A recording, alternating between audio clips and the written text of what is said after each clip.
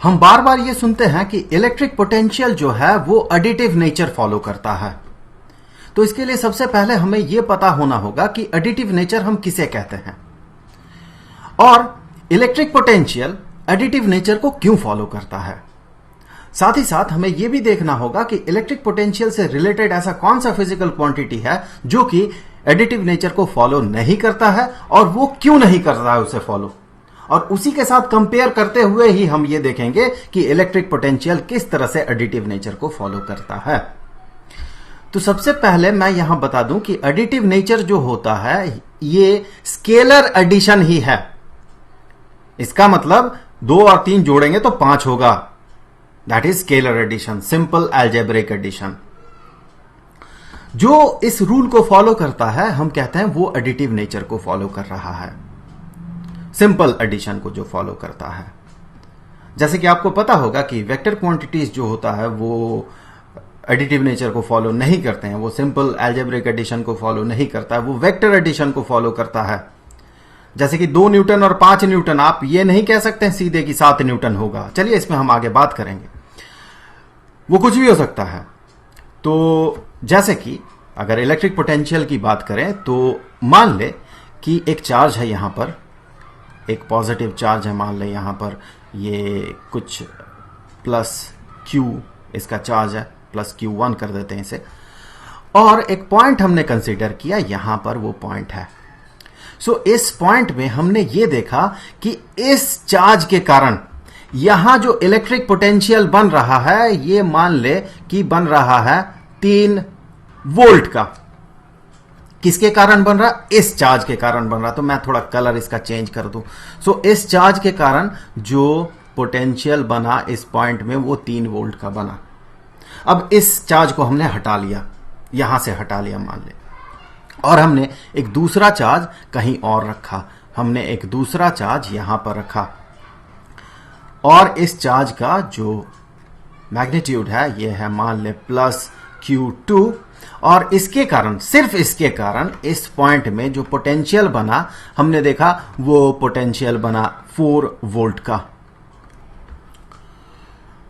अब अगर दोनों चार्जेस को हम यहां पर रखते हैं अपने अपने जगह पे, जैसे इसे यहां पर रखा हमने और इसे यहां पर रखा, तो फिर इस पॉइंट में बना जो नेट पोटेंशियल होगा वो होगा 4 volt plus 3 volt is equal to 7 volt. So net potential इस केस में जो होगा, नेट पोटेंशियल, मैं इसे V से ही डिनोट कर रहा हूं, नेट पोटेंशियल ये बराबर होगा 4 volt plus 3 volt is equal to 7 volt. ये सिंपल अलजेब्रिक एडिशन फॉलो करता है और इसीलिए 4 वोल्ट और 3 वोल्ट सीधे जुड़ जाता है अलजेब्रिकली, जिसे कि हम स्केलर एडिशन भी कहते हैं, क्योंकि सारे स्केलर क्वांटिटीज इस रूल को फॉलो करते हैं। जैसे कि अगर मान ले कि 2 मासेस हैं, एक जगह पे आपने रखा 3 किलोग्राम का मास और उसी के साथ आपने रखा 4 किलोग्राम का मास, तो टोटल यहां पर मास कितना होगा? टोटल मास 7 किलोग्राम होगा। लेकिन वेक्टर क्वांटिटी इस रूल को फॉलो नहीं करता है। मान ले एक यहां पर ऑब्जेक्ट रखा हुआ है, आप इस पे फोर्स लगा रहे हैं, सो 3 न्यूटन का फोर्स आपने यहां लगाया इस डायरेक्शन में और 4 न्यूटन का फोर्स आपने अपोजिट डायरेक्शन में लगाया, तो क्या इस ऑब्जेक्ट पे 7 न्यूटन का फोर्स लगा? नहीं लगा। इस ऑब्जेक्ट पे जो नेट फोर्स अप्लाई हुआ, चूंकि ये बहुत सिंपल सिनेरियो है, ये जो फोर्सेस का डायरेक्शन है एग्जैक्टली अपोजिट है, तो हम आसानी से कह सकते हैं कि जो नेट फोर्स होगा ये बराबर होगा 1 न्यूटन के। अगर दोनों एक ही डायरेक्शन में एक्ट करता, 4 न्यूटन भी इसी डायरेक्शन में एक्ट करता, तब जाके नेट फोर्स 7 न्यूटन होता, पर ऐसा नहीं है। ये दोनों अपोजिट डायरेक्शन में काम कर रहा है। स्केलर क्वांटिटी इस तरह का जो बिहेवियर है वो शो नहीं करता है, वो सिंपली जुड़ जाता है, सिंपल अलजेब्रिक एडिशन फॉलो करता है, इसीलिए उसे स्केलर एडिशन भी कहा जाता है। अब इलेक्ट्रिक पोटेंशियल से ही मिलता जुलता एक फिजिकल क्वांटिटी जो कि इलेक्ट्रिक फील्ड में दिखता है वो है इलेक्ट्रिक फील्ड इंटेंसिटी, जो कि एक वेक्टर क्वांटिटी है, इसीलिए वो एडिटिव नेचर को या स्केलर एडिशन को फॉलो नहीं करता है। फॉर एग्जांपल कि अगर एक चार्ज हो, मान ले यहां पर हमने रखा है एक चार्ज, एक पॉजिटिव चार्ज, उस पॉजिटिव चार्ज के कारण एक पॉइंट हमने कंसीडर किया यहां, इस पॉइंट में जो इलेक्ट्रिक फील्ड बन रहा है, मान ले कि वो इलेक्ट्रिक फील्ड बन रहा है 3 यूनिट का और इसका यूनिट होता है न्यूटन पर कूलम। सो 3 न्यूटन पर कूलम का इलेक्ट्रिक फील्ड यहां पर बन रहा है, इलेक्ट्रिक फील्ड इंटेंसिटी आप प्रिसाइजली कह सकते हैं। और एक चार्ज हमने कंसीडर किया कुछ ऐसा, यहां पर ये भी पॉजिटिव नेचर का है, इसके कारण जो इलेक्ट्रिक फील्ड बना ये कुछ ऐसा बना इस डायरेक्शन में, और इसका जो मैग्नीट्यूड है ये बना 4 यूनिट का अर्थात 4 न्यूटन पर कूलम का। तो जो नेट इलेक्ट्रिक फील्ड बनेगा इन दोनों चार्जेस के कारण वो 7 न्यूटन पर कूलम नहीं होगा, वो तभी होगा जब ये पॉइंट और ये दोनों चार्जेस एक ही लाइन में एक्ट करें। और साथ ही साथ ऐसा ना हो कि दोनों चार्जेस इस पॉइंट के 2 अलग अलग डायरेक्शन में हो, दोनों एक ही डायरेक्शन में हो दोनों चार्जेस। तो चलिए इन सारे डिटेल्स पे बात नहीं करते हैं, फिलहाल तो ये देख लेते हैं होगा क्या। ये जो इलेक्ट्रिक फील्ड इंटेंसिटी है ये फॉलो करेगा वेक्टर रूल। तो नेट इलेक्ट्रिक फील्ड इंटेंसिटी जब हम पता करेंगे तो हम यहां पैरेललोग्राम रूल से अर्थात एक लाइन ड्रॉ करेंगे इस लाइन के पैरेलल, इस वेक्टर के पैरेलल, और इस वेक्टर के पैरेलल यहां से एक लाइन हम ड्रॉ करेंगे कुछ ऐसा, और जो नेट इलेक्ट्रिक फील्ड होगा वो कुछ इस डायरेक्शन में होगा, और उसका मैग्नीट्यूड इस केस में तो ये सिंपली दिख रहा है, इस केस में तो ये 7 न्यूटन पर कूलम होगा नहीं। तो ये फॉलो कर रहा वेक्टर एडिशन, ये फॉलो कर रहा वेक्टर एडिशन। तो इसी तरह से हम कह सकते हैं कि सारे स्केलर क्वांटिटी जो है वो एडिटिव नेचर फॉलो करता है और vector quantities additive nature follow नहीं करते हैं। स्केलर क्वांटिटीज जैसे कि इलेक्ट्रिक पोटेंशियल, इलेक्ट्रिक चार्ज, मास, ये सारे एडिटिव नेचर अर्थात स्केलर एडिशन को फॉलो करता है। आज के इस वीडियो में हम बात करेंगे कि इलेक्ट्रिक फील्ड इंटेंसिटी और इलेक्ट्रिक पोटेंशियल के बीच रिलेशन क्या होता है। तो इलेक्ट्रिक फील्ड इंटेंसिटी, जैसे कि इन शॉर्ट हम इलेक्ट्रिक फील्ड कहते हैं, इलेक्ट्रिक फील्ड इंटेंसिटी और इलेक्ट्रिक पोटेंशियल, ये 2 बेसिक बिहेवियर होता है इलेक्ट्रिक फील्ड का। अगर कोई चार्ज अपने आसपास इलेक्ट्रिक फील्ड बनाता है या फिर कहें स्पेस को मॉडिफाई करता है, तो हर एक पॉइंट में एसोसिएटेड होता है 2 चीजें, एक तो इलेक्ट्रिक फील्ड इंटेंसिटी और दूसरा इलेक्ट्रिक पोटेंशियल।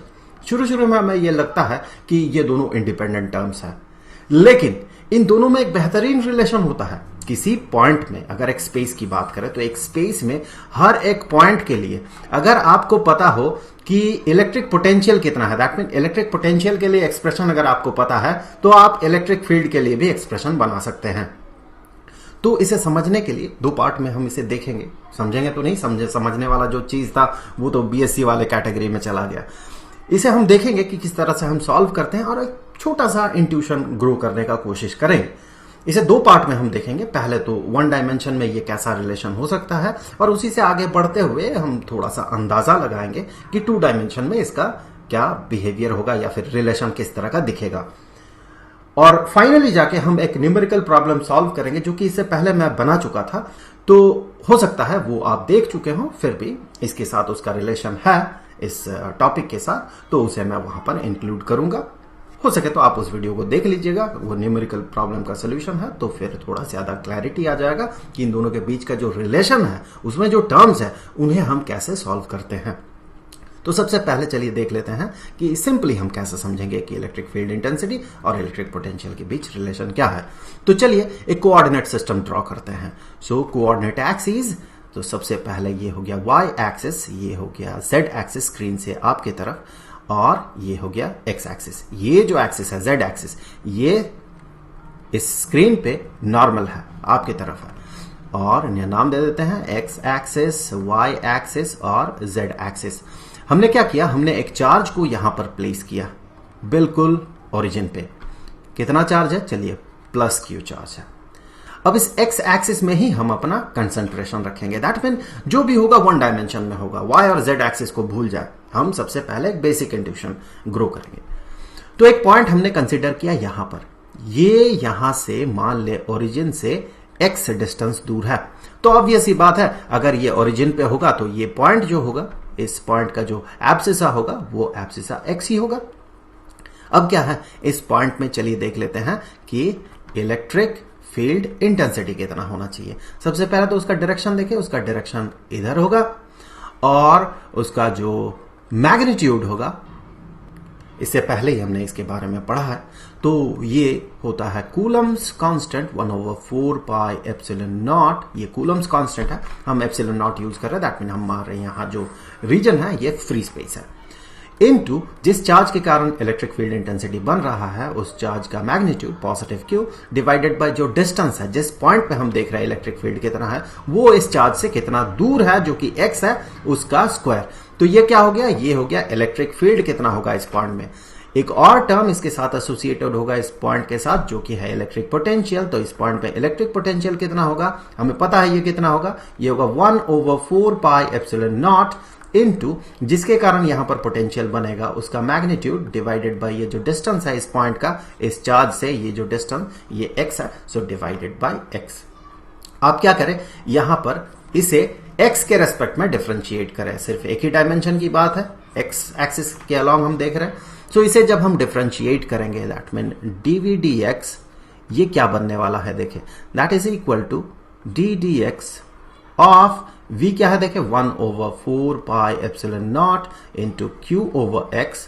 तो यहां से आप क्या करें, जो x पे इंडिपेंडेंट टर्म है, हम तो डिफरेंशिएट कर रहे हैं x के रेस्पेक्ट में, x पे इंडिपेंडेंट टर्म ये यूनिवर्सल कांस्टेंट है और ये चार्ज है ये भी x पे डिपेंड नहीं करेगा। सो इन दोनों को बाहर ले जाए पहले ही। सो 1/4 pi epsilon naught into Q into d dx ऑफ 1/x, ये 1/x। सो अब हमें करना होगा इसे डिफरेंशिएट। हमें पता है कि d dx ऑफ 1/x that is equal to negative 1/x square. So यहां से हम आगे कह सकते हैं कि ये जो है ये बराबर हो जाएगा किसके, इसे इवेल्युएट करें। सो 1/4 pi epsilon naught into Q into 1/x, इसे डिफरेंशिएट करें x के रेस्पेक्ट में तो ये मिलने वाला है। सो इंटू 1/x स्क्वायर्ड और ये जो नेगेटिव साइन है इसे बाहर ले जाए।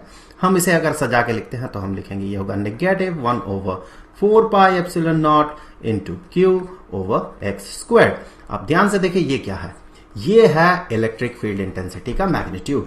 तो यहां से हम आगे कह सकते हैं ये होगा नेगेटिव E। आप यहां पर देखिए ये नेगेटिव साइन हमें क्या बता रहा है, ये बता रहा है कि इलेक्ट्रिक फील्ड इंटेंसिटी का जो डायरेक्शन है जो कि इस तरफ है, उस डायरेक्शन में dv dx नेगेटिव है। dv dx का मतलब क्या है, ये है rate of change in electric potential with respect to x। अगर ज्यादा प्रिसाइसली कहें तो हम कहेंगे ये है rate of increment in electric potential with respect to x। तो rate of increment with respect to x अगर देखें तो जितना x एक्सिस में आप आगे की तरफ जाएंगे, x का वैल्यू जितना बढ़ेगा पोटेंशियल उतना घटेगा। एक चार्ज से, पॉजिटिव चार्ज से, बेसिकली पॉजिटिव चार्ज से आप जितना दूर जाते जाएंगे उतना पोटेंशियल घटेगा, इलेक्ट्रिक पोटेंशियल, क्योंकि इलेक्ट्रिक पोटेंशियल का डेफिनेशन ही कुछ इस तरह का है। अगर इस पॉइंट में इलेक्ट्रिक पोटेंशियल आप देखते हैं तो ये क्या होगा, एक यूनिट पॉजिटिव चार्ज को इन्फिनिटी से उस पॉइंट तक ले आने में जितना हमें काम करना होगा।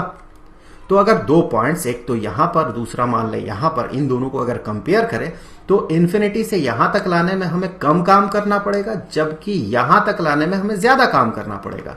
तो पोटेंशियल जो है, ये पोटेंशियल ऑब्वियस सी बात है कि पॉइंट जितना दूर होगा उतना कम होगा, यहां का पोटेंशियल कम होगा क्योंकि यहां तक लाने में कम काम करना होगा, यहां तक लाने में ज्यादा काम करना होगा, तो यहां का पोटेंशियल ज्यादा, यहां का पोटेंशियल कम होगा। तो एक्स एक्सिस में हम जितना आगे बढ़ेंगे उतना पोटेंशियल घटते जाएगा। So rate of increment in potential with respect to x, ये इलेक्ट्रिक फील्ड के डायरेक्शन के ऑपोजिट डायरेक्शन में होगा। इलेक्ट्रिक फील्ड के डायरेक्शन में इसका डिक्रीमेंट होगा, दैट्स व्हाई ये नेगेटिव साइन है।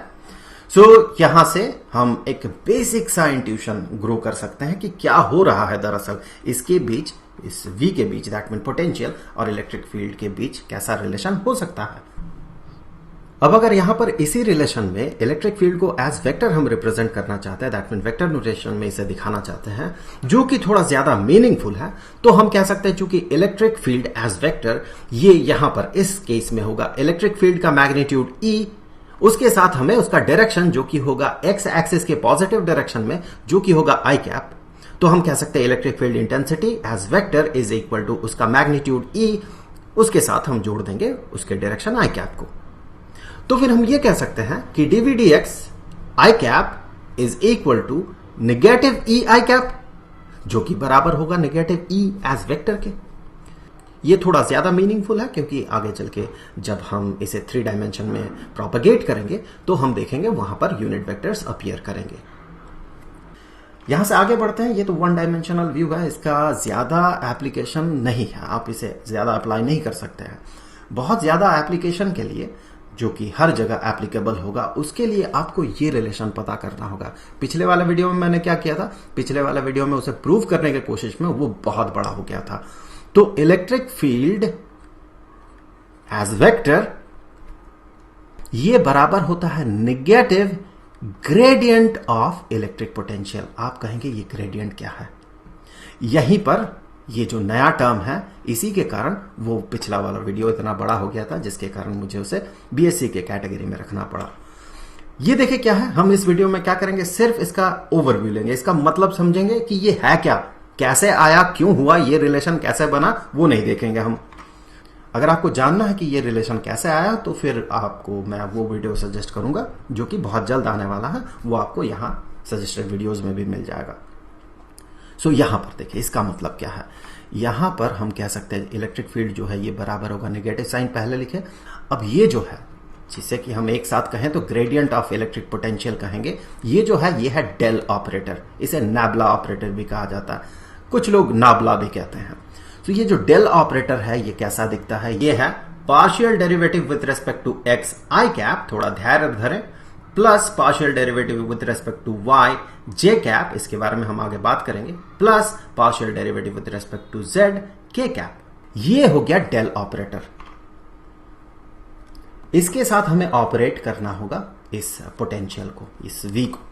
सो जैसे ही हम इसे ऑपरेट करेंगे, यहां पर डॉट मुझे नहीं लगाना चाहिए, सो ये अलग ही मीनिंग निकाल देगा, फिर उसमें मैं बात नहीं करूंगा। आगे बढ़ते हैं, ये बराबर हो जाएगा नेगेटिव ऑफ, जैसे ही इसे ऑपरेट करेंगे इन तीनों के साथ, तो ये वी यहां भी आएगा, इस टर्म में भी ऑपरेटेड होगा, या फिर कहें इस पार्ट ऑफ ऑपरेटर के साथ भी ऑपरेटेड होगा, और इसके साथ भी ऑपरेटेड होगा।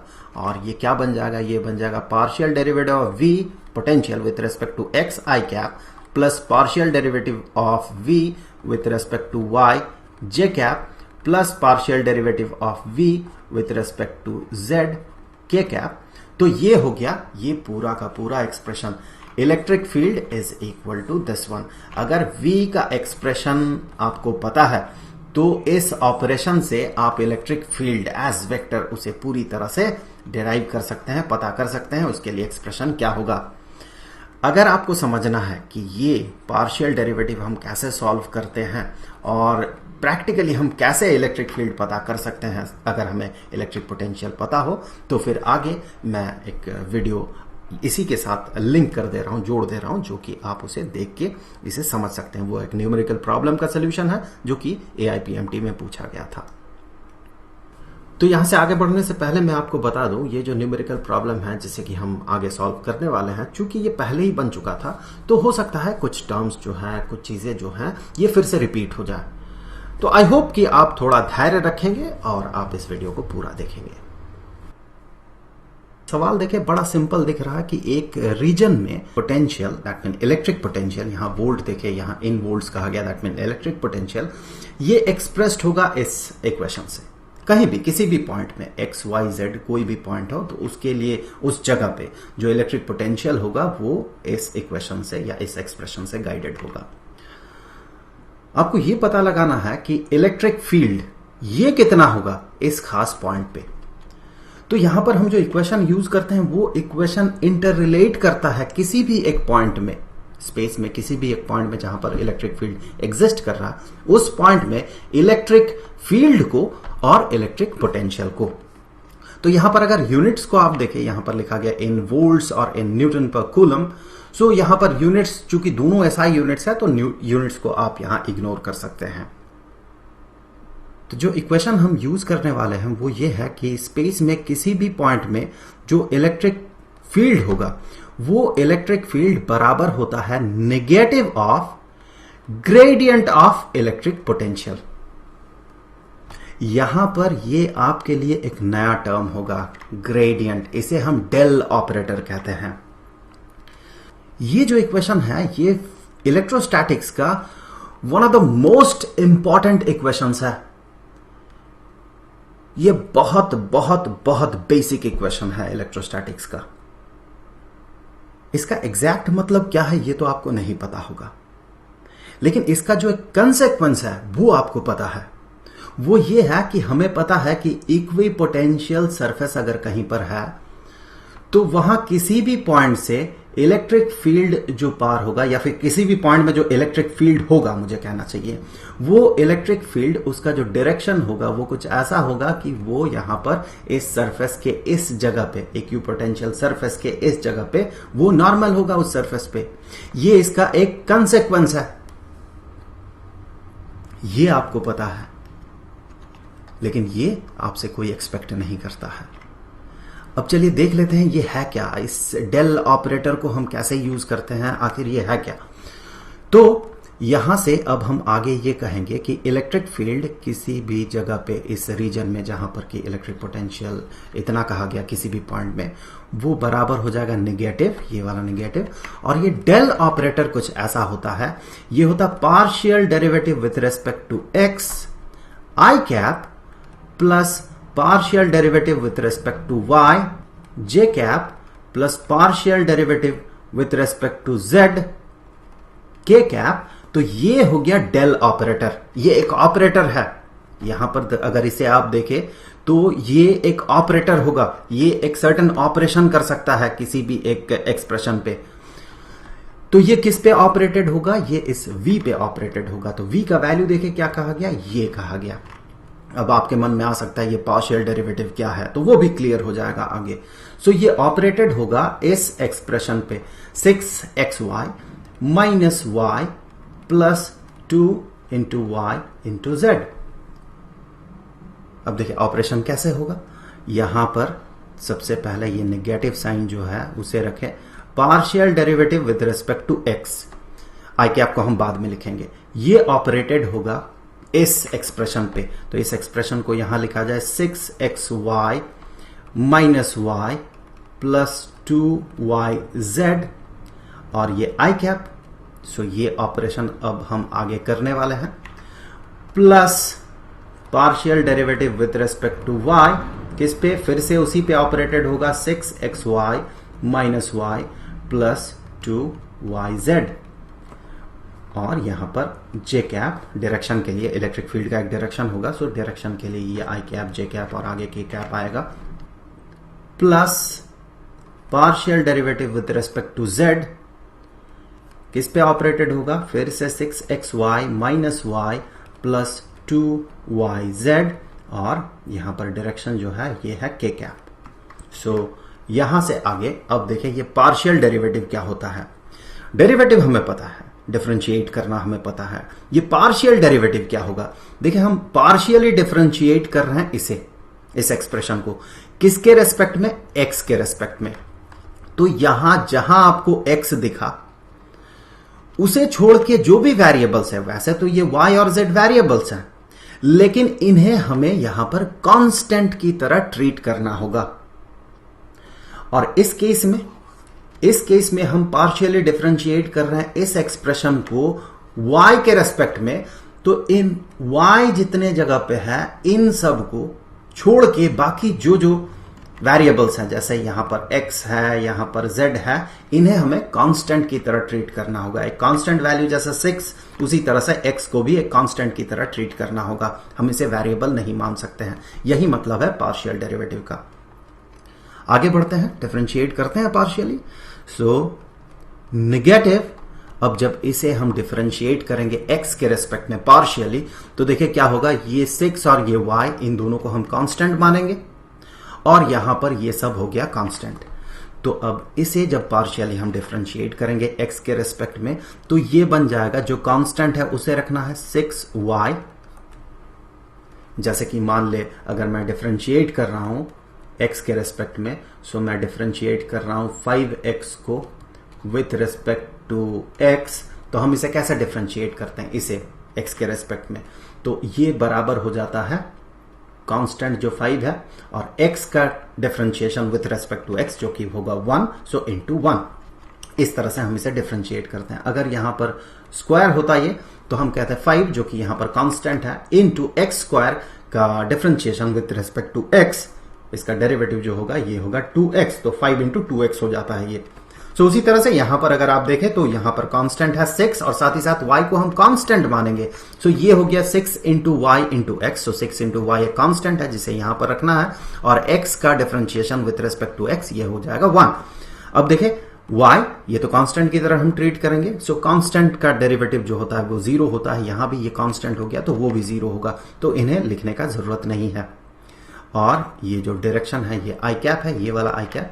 अब आगे बढ़ते हैं, इसे अब हम पार्शियली डिफरेंशिएट करेंगे y के रेस्पेक्ट में। तो सबसे पहले देखिए 6x ये हो गया कांस्टेंट, तो 6x और y का derivative with respect to y that is 1 minus, अब देखिए यहां पर ये y है, so partial derivative of y with respect to y, तो ये हो गया 1। और यहां पर देखिए यहां y को हम डिफरेंशिएट करेंगे और साथ ही साथ ये 2 और z जो है ये कांस्टेंट की तरह ट्रीटेड होगा।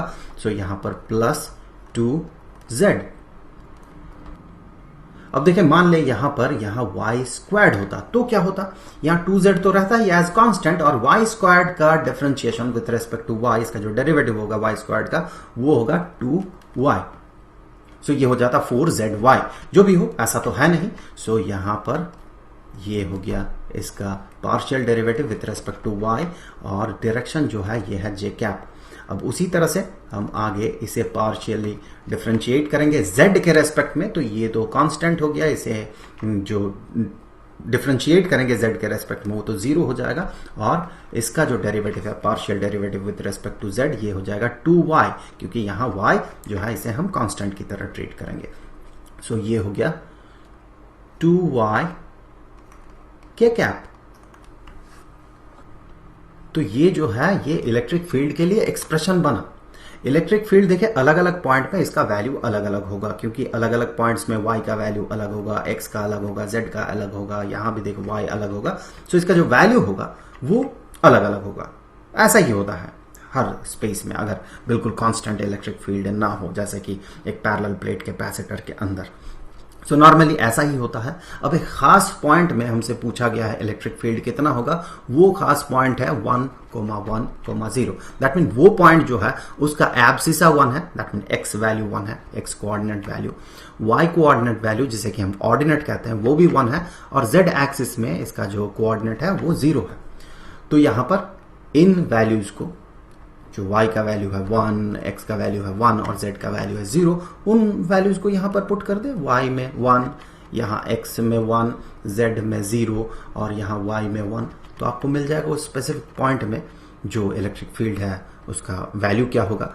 सो यहां से आगे बढ़ते हुए हम कहेंगे इलेक्ट्रिक फील्ड जो है किस पॉइंट में 1,1,0 में ये कितना होगा, ये बराबर हो जाएगा, चलिए वैल्यूएट कर लेते हैं, नेगेटिव 6 इंटू वाई, वाई का वैल्यू क्या है उस पॉइंट में 1 है, सो 6 आई कैप प्लस यहां पर देखें 6x, दैट मीन x का वैल्यू यहां पर 1 है, तो 6 माइनस 1, 6 माइनस 1 इज 5 और z का वैल्यू तो 0 है, so 6 minus 1 is equal to 5, so 5 और direction j cap plus 2 into y into k cap, so 2 into y, यहां y का वैल्यू 1 है, सो 2 के कैप।